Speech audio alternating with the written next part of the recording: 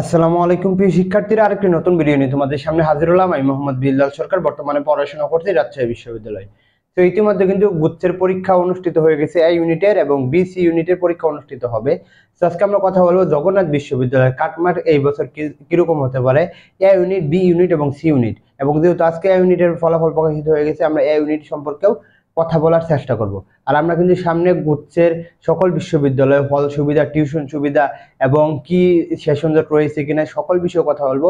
এজন্য কিন্তু আমাদের চ্যানেলটি সাবস্ক্রাইব করে আমাদের পাশে থাকো, যাতে পরবর্তী এগুলো বিষয় তুমি জানতে পারো। দেখো, জগন্নাথ বিশ্ববিদ্যালয় কাটমার্ক এই বছর কত হতে পারে এটা যদি বলার আগে, আজকে যে এ ইউনিটের ফলাফল প্রকাশিত হয়েছে সেখানে আমরা দেখতে পাচ্ছি 75 এর উপর পেয়েছে 2 জন, 70 এর উপর 4 জন, 65 এর উপর 20 জন, আর 60 এর উপর পেয়েছে কত 84 জন, 55 হচ্ছে 440 জন, আর হচ্ছে কি 50 পেয়েছে 2022 জন, আর 45 পেয়েছে 6716 জন, এবং 40 পেয়েছে 16346 জন।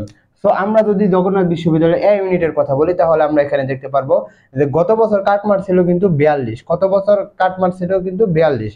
সো এই বছর কাটমার্কটা কিরকম হতে পারে এ ইউনিটের।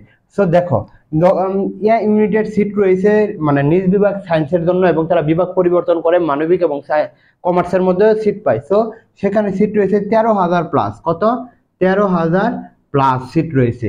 এবং আমরা জানি যে বুয়েট, রুয়েট, সুয়েট, কৃষিগুচ্ছ, ঢাকা, রাজশাহী, চট্টগ্রাম, জাহাঙ্গীরনগর, বিউপি এবং অনেকজনের দেশের বাইরেও যাবে। এই মিলিয়ে মোটামুটি 10,000 সিট চলে যাবে, কত 10,000 সিট চলে যাবে। তাহলে মোটামুটি আমরা দেখতে পাচ্ছি 23,000 মানুষ কিন্তু এই গুচ্ছের মধ্যে সহজে চান্স পেয়ে যাচ্ছে, কত 23,000 লোক এখানে চান্স পেয়ে যাচ্ছে। আর আমরা জানি কি জগন্নাথ বিশ্ববিদ্যালয় টপ ছাত্ররাই ভর্তি হবে, এবং যাদের মেরিট পজিশন ভালো। দেখো 75 এই দুজন ভর্তি হবে না, 70 এই দুজন ভর্তি হবে না, কারণ যারা এই যে এত পর্যন্ত আছে, অর্থাৎ 50 পর্যন্ত আছে, তারা কিন্তু বুয়েট, রুয়েট, সুয়েট, রাবি, ছবি এগুলোর মধ্যে চান্স পেয়েছে। তো এগুলোর মধ্যে চান্স পেলে তো আর গুচ্ছের মধ্যে তেমন আসার সম্ভাবনা নেই। আসে কত পার্সেন্ট, মাত্র 15 থেকে 20% আসে, যদি ওইগুলোর মধ্যে ভালো সাবজেক্ট না পায়। আর 45 পেয়েছে দেখো কত, যে 6,716 জন। দেখো এখানে মাত্র কয়টা সিট গেল, 2,000, আর মোটামুটি এখানে যদি ধরি যে মোটামুটি 2600-এর মতন সিট রয়েছে ভাই। বুয়েট, রুয়েট, সুয়েট এটা এখানেই তো প্রায় 3-4 হাজার মতন সিট রয়েছে। তো এখানে যদি এগুলো চলে যায়, রয়েছে মেডিকেল, মোটামুটি সিট রয়েছে 3,000-এর মতন। আবার ঢাকার মাঝে সিট রয়েছে, রাজশাহীর মাঝে সিট রয়েছে, চট্টগ্রাম বিশ্ববিদ্যালয়ের সিট রয়েছে, জাহাঙ্গীরনগরের সিট রয়েছে। তো এখান থেকে কিন্তু তারা চলে যাবে, এটা ধরে রাখো।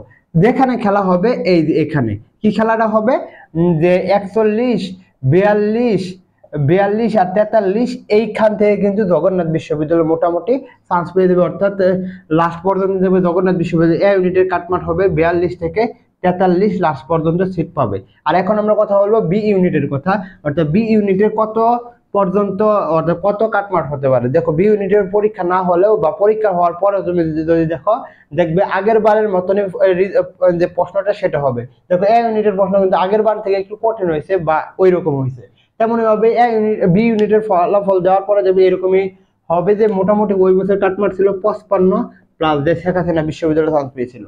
আর এই বছর মোটামুটি ধরতে গেলে তোমরা কিন্তু টার্গেট নিয়ে যদি রাখো, তাহলে মোটামুটি 56 থেকে 57-এর উপরে কখনো যাবে না, এর নিচে নামবে। তো কাটমার্ক কিন্তু 55-এর মধ্যেই থাকে।